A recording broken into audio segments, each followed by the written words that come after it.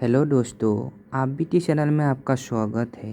अगर आप लोग मेरे चैनल में नए हैं तो मेरे चैनल को सब्सक्राइब कर दीजिए ताकि आप लोगों के पास मेरा वीडियो आती रहे।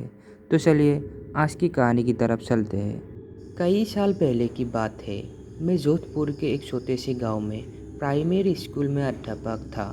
मेरे साथ उसी स्कूल में 5 अध्यापक और थे। उन लोगों की शादी हो चुकी थी और उनका अपना अपना परिवार था और मैं कुंवारा था। मेरी शादी नहीं हुई थी। सब लोग गांव में मकान भाड़े पर लेकर रहते थे और मैं स्कूल के पास ही एक अलग छोटा सा कमरा बनाया हुआ था जिस पे मैं अकेला ही रहता था। स्कूल के चारों ओर खेत और झाड़ियाँ थी। स्कूल गांव से थोड़ी दूरी पर था और स्कूल में बिजली भी नहीं थी। मैं अकेला अपने कमरे में लालटेन जला के खाना बनाता और खाकर सो जाता। तभी मेरे एक दोस्त ने बोला कि आप अपना टाइम कैसे निकाल लेते हो। कल से हम लोग खाना खाने के बाद रात में तुम्हारे पास आएंगे।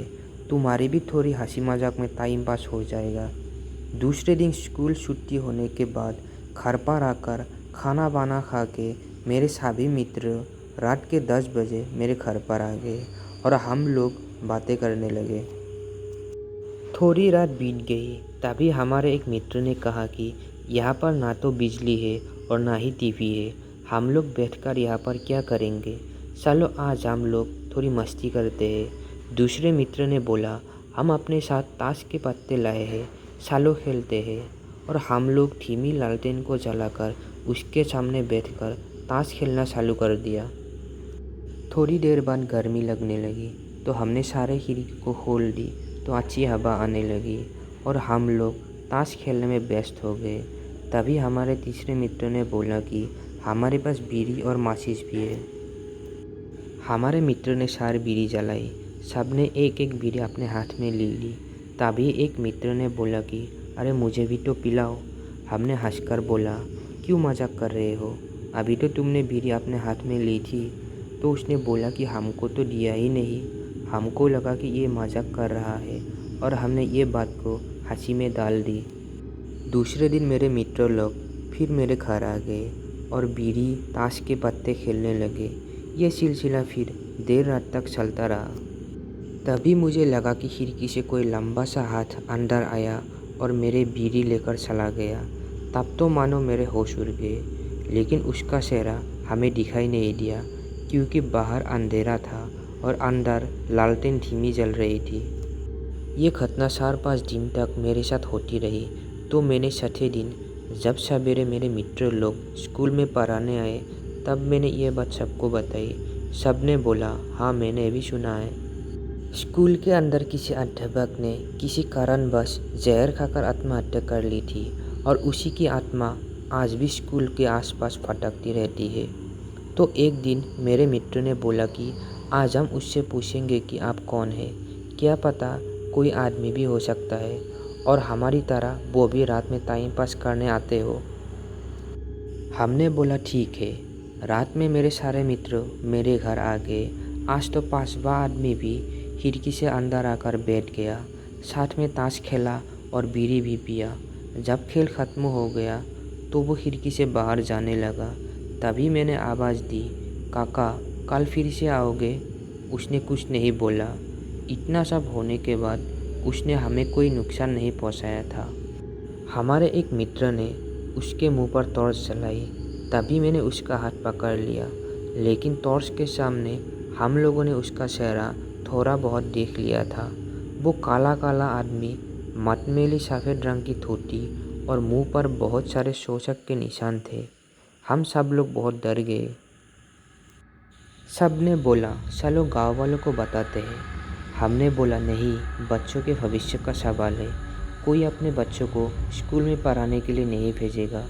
तभी एक मित्र ने बोला चलो कल से जहाँ पर यह जलाया गया था वहाँ पर बीड़ी माचिस ताश के पत्ते रख देते हैं। क्या पता इसको भी इन चीज़ों में दिलचस्पी हो। दूसरे दिन हम लोगों ने ऐसा ही किया। तो रात में वो अंदर खेलने नहीं आया। हम लोग ऐसा 4-5 दिन में एक बार रख के आ जाते थे। एक बार गांव वालों ने देख लिया और पूछा तो हमने सारी बात बता दी। तब से आज भी वहाँ पर गांव वाले बीड़ी माचिस ताश के पत्ते हफ्ते में एक बार ज़रूर सराहते हैं और आज भी वो आत्मा किसी को परेशान नहीं करती। तो दोस्तों, ये थी हमारी पहली कहानी। तो चलिए हमारी दूसरी कहानी शुरू करते हैं। ये एक आंखों देखा घटना है। एक बार गर्मी की छुट्टियों में मैं और मेरे बहन मामा के घर घूमने गए थे। मामा के घर में नानी मुझे बहुत प्यार करती थी और मेरे बहनों को ये पसंद नहीं आता था क्योंकि वो थोड़ी शरारत वाली और थोड़ी मस्ती भी करती थी। एक दिन अचानक मेरी माँ की तबीयत खराब हो गई। तब मेरे मामा मुझे घर ले आए। वो भी मेरे घर पर रुक गए। जब मेरी माँ की तबीयत सही हो गई तब मामा जी ने बोला कि मैं अपने घर जा रहा हूँ। मैं मामा से कुछ बोल पाती इससे पहले ही माँ ने मामा को बोल दिया, हाँ भैया, अब मैं ठीक हूँ, अब घर चले जाइए। मेरे घर में मैं और मेरी माँ ही बचे थे। 2-4 दिन बीत गया। तब एक दिन रात में मुझे ज़ोर की प्यास लगी और मैं आंगन में पानी पीने के लिए उठी। तभी मेरी नज़र ऊपर गई और मैंने देखा कि धुआं जैसा कुछ उठ रहा है।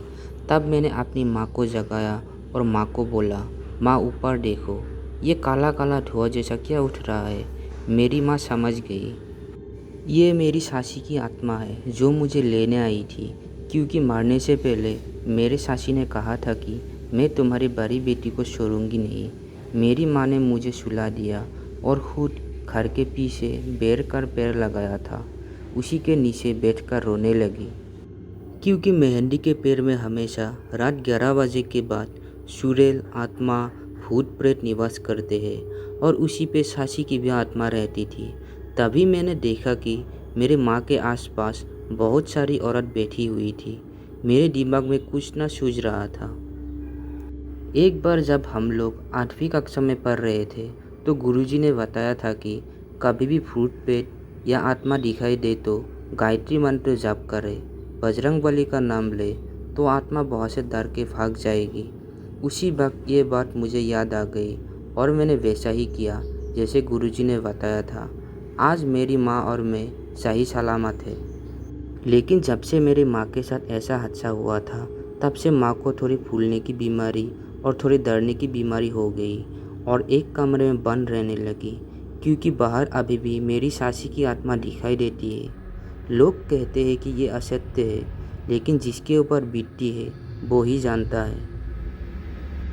तो दोस्तों, हमारी आज की दोनों कहानी कैसी लगी कमेंट में ज़रूर बताना। अगर आपके पास भी ऐसी कोई कहानी है जो शेयर करना चाहते हैं, डिस्क्रिप्शन बॉक्स में मेरा ईमेल आईडी है तो उस पर शेयर कर सकते हैं।